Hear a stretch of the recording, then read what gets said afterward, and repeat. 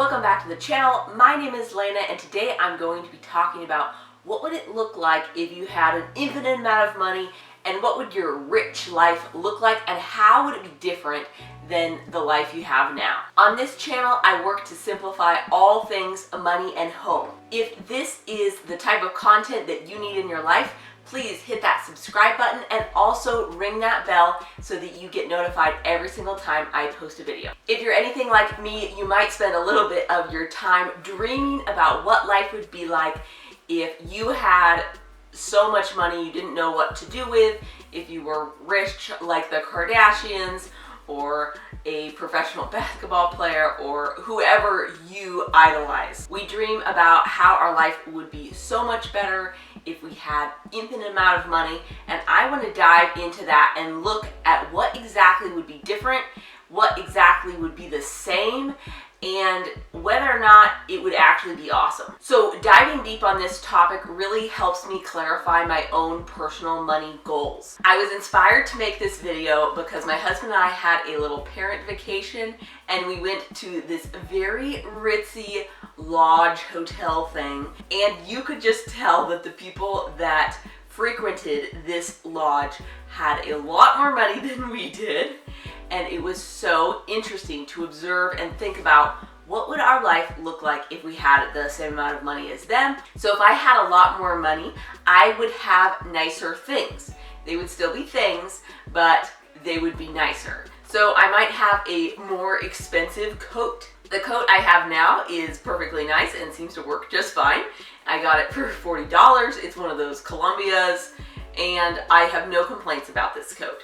But I guess if I had more money, perhaps I would upgrade my coat. I think there's definitely a price point where you stop getting extra value for your money and you start getting status. So I could buy a windbreaker from somewhere that's more trendy or something. You know, I don't even know what would be a cool brand.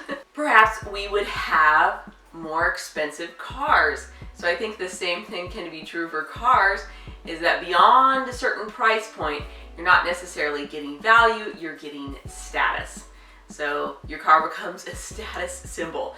Do you realize that you're still gonna have to go to the gas station and put gas in your really expensive car?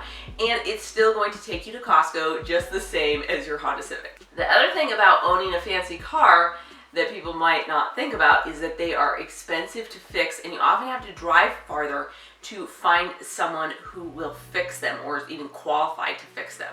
So for at least where we live, we probably have to drive at least 2 hours to fix a fancy car. And you know, that takes time too. And my time is precious to me. And I honestly don't want to spend 4 hours driving to get my special car fixed, because I know what I'm going to do with that car is drive to Fred Meyer and try to park away from everybody else so it doesn't get keyed. So I think my takeaway about the expensive stuff is that it becomes a status symbol. It becomes a way to show others around you that you do have money. It's a way to separate yourself from other people. And I'm not sure that that is a plus. We are all going to end up in the same spot when we die. We don't get to take any of our fancy stuff with us. And honestly, I don't think I care that much about whether people know or not if I have tons of money. So in my imaginary world, now I've acquired all the fancy things. I have the big house, I have the super expensive cars, I have the pool, I have the manicured lawn. This kind of puts me in another class of people altogether. So it's almost like I might need new friends. The kinds of people that would want to come to my $5 million house or whatever are not the same kind of people that I hang out with these days. And I'm not sure I like that idea at all, because I like my friends and I like honest, hardworking people. And not that really wealthy people cannot be honest and hardworking, but if everybody you know is also buying things to show other people how wealthy they are and how cool they are, I'm not sure those are my type of people. When we were at this lodge, there was like this mommy walking group. You could tell they all had the, $3,000 stroller and the $1 million yoga pants, and their hair probably cost them like $500 to do, and they all look so perfect and pristine. And I'm like, yeah, I'm not interested in looking like that or being part of that group. I cut my own hair and I got my stroller for $50 on Facebook Marketplace. So I want to be with people that would do similar things like that. I also think that having a lot of money makes you question all your friends. So I don't know if you follow any celebrities very closely, but often the people that they are praising, or it looks like they have a close relationship, of course you never know who they actually have a close relationship with, but it's often their family. So you normally, I guess you get to keep your family mostly. And then it's the people that they pay to be nice to them. Their makeup artist, their hairstylist, their assistant. They pay these people to be nice to them. So it's not necessarily that they have friends, it's that they have people that work for them. And I want to have more relationships than just that. I think when you have a lot of money and everybody knows it, it can really make you question your friendships and why people are hanging out with you. Are they trying to get something or get something out of you? And that does not sound like fun to me. If you've ever heard Justin Bieber's song called Lonely, it is one of the most depressing songs and kind of anti-celebrity songs I've ever heard. Having a ton of money does not save you from depression and addiction and loneliness and feeling like nobody is there for you. It might actually even make it worse. I hope that Justin can find some people in his life that really care about him and care about his well-being for real. But I can see this as a totally two-edged sword, that you don't know when your relationships are artificial. And I can see how it can make it easier for you to feel unloved and uncared about as a person instead of a product. And of course you can feel lonely and unloved and not have any friends when you're poor too, but being rich does not save you from all of those human experiences. It can't save you from postpartum depression. It can't save you from drug addiction. It can't save you from people dying. That's a little depressing, but it is something very serious to consider, that the human condition is not solved with money. Okay, if you end up with a ton of money somehow, you may end up with a big fancy house. I love watching those architectural digests, tours of people's fancy houses, and I'm always asking myself, well, would I actually want to live there? Which parts of the house do I like? Which parts of the house do I hate? So some of the things that I have gathered from that is that the spaces are not necessarily designed for the comfort of humans.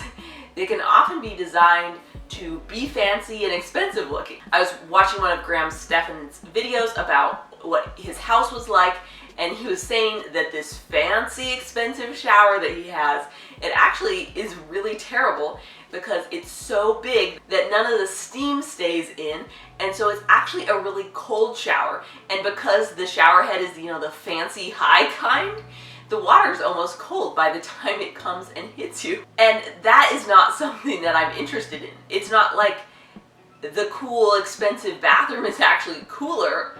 It's not actually more comfortable than the one I have. I may have a more desirable showering experience than the people with the $1 million bathroom. The other thing I think about big houses is that they are so large, there's no way that you can use all the space in the house. This means that there are unused rooms and you can lose yourself in the house. And maybe that's your sort of thing. And I feel like most of it is kind of about a status symbol, because they're like, oh, I've got 3 living rooms or whatever it is. I'm like, really? You don't possibly use any of that square footage. So it's just, you're paying to keep the lights on and clean it. I feel like it would be so lonely to live in such a ginormous house. I once read somewhere that people only actually use up to 2,500 square feet of house. And so I think anything larger than that, unless you have 7 kids or something, it doesn't actually get used. And then it's like you can just run away from each other and actually hang out with the people that are important in your life, because you can be a mile away in the other side of the house. So does your ability to afford a ridiculous house actually make it fun? Or is it just like a way to show off to your friends or something? I don't know. So thinking about what it would actually be like to be super rich really makes me rethink what I want from life and rethink what my dreams really look like. What does rich mean to me? Thoroughly thinking through all of these things about what being super rich would look like really helps me redefine my goals and think about, where do I actually want to get? The first thing that defines a rich life to me is having people that care about me and spending time with them. So a big part of my rich picture would be time. So this is the first thing, is I have people in my life and relationships that I'm investing in, and I have the ability to spend time with them, perhaps extended time, whether that's on vacations, visiting people, having them over, whatever it is. The next thing that is important to me for my rich life would be to have time to pursue my passions, my projects, relax, and of course, read a million books. This means I have time to pursue my ideas and explore whatever I am passionate about and not be held back by money in any way. And my third thing is a little bit about money, but in my world, my rich life would include also not having to think about or worry about how much things are costing, like food or vacations or experiences. So not having to consider or multiply when I'm thinking about, okay, we want to go to the zoo or whatever. I'm not thinking about, okay, now we've got all these kids and 25 times 5 or whatever it is. I wouldn't have to be thinking about that. I just hand them my credit card at the end. Or having a rich life could also mean that, if we decided to fly to Disney World or Paris or wherever, I wouldn't be thinking about, how are we going to afford this? I would be like, okay, let's go find our flights and book them. Let me know down in the comments, if you had an infinite amount of resources, what would be your most important thing that you would spend that on? How would your life be different in your rich world? As always, do me a huge favor, hit that like button and subscribe to my channel so you don't miss any upcoming uploads. See you in the next one. Bye for now.